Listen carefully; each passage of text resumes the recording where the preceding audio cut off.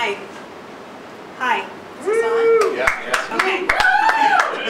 Hi, I'm Lori Buchek, and everything I needed to learn, I learned by fishing. Now, I'm sure you're looking at me right now going, what can you learn from a slimy fish? And also, I bet you're looking at me going, there's no way this chick fishes. Well, I can assure you, I do fish, and also that I've actually garnered a lot of very profound lessons from fishing. This is me in Alaska on a fishing trip with my dad and my sister. I'm pregnant with my second child, and that's about a 65-pound halibut I roped in. My entire family fishes. We were all born with a fishing rod in our hand. In fact, my oldest child got his first fly fishing lesson at age 6 months. So I ask you to reflect upon that perception of there's no way that this chick fishes, and think about what kind of limitations that might hold for you. I learned at a very young age that not everything is as it seems. So in fishing, we're out about looking at a fishing spot thinking there's no way that's going to yield some fish, only to find out it was actually the jackpot of fishing. So it's led me to a very important lesson: to walk down a road less traveled, be open to the possibilities of what various people and experiences can bring. And that's actually allowed me to work on things that I'm passionate about and meet unexpectedly, some very interesting people.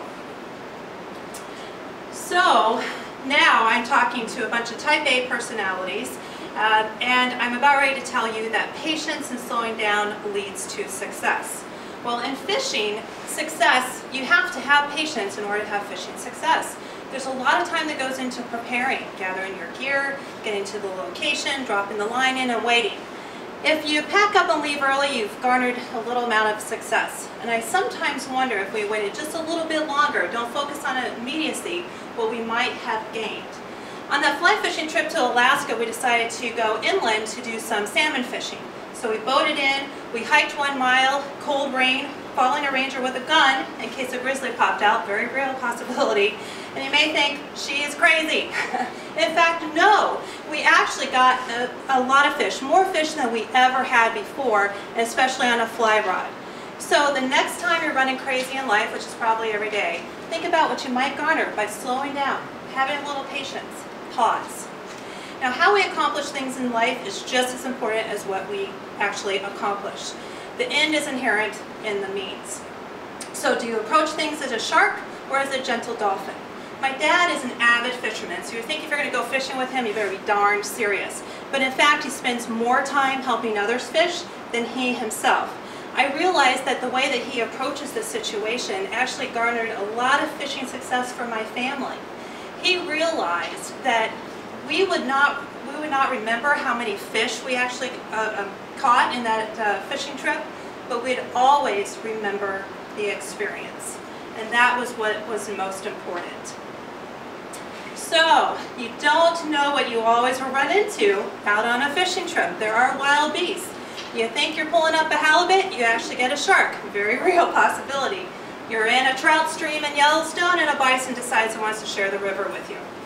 Or a grizzly decides that his stomach is more hungrier than yours. So in nature, you have to deal with these beasts in order to survive. The same thing in real life. Sometimes your friend becomes the shark. Your coworker is the bison in the river, or your boss is the grizzly bear. Cut the shark loose, distance from your coworker from the bison, and walk away from the grizzly bear. That's the best way that you can survive. Know your beast, respect the beast who it is, don't try to change the beast, and then you'll be able to garner some success. So every fisherman or woman has the big one that got away story, and I have one from my childhood. My family and I and my uncles went up to Canada, and my dad and I lost the biggest muskie that we had ever seen on a line. We were all competing for who got the biggest fish. So as a kid, I was hugely disappointed that we didn't get the biggest fish. Well, I realized I could focus on what I didn't get that I originally had intended, or I could focus on the unexpected gifts that I did get. And my family still today has very vivid memories about that trip. It was a great trip. And that actually, really, those memories are the big one that didn't get away. Sometimes the gifts are in the unexpected. So my last and final cast to you, my slimy little fish lessons, is be open to life's possibilities. Opportunities may be missed if you solely focus on immediacy.